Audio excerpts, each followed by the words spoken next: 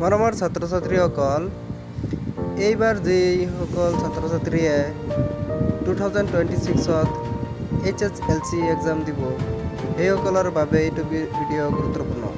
তোমালোকে টেক্সট বুকছৰ পৰা চাই ল'বা।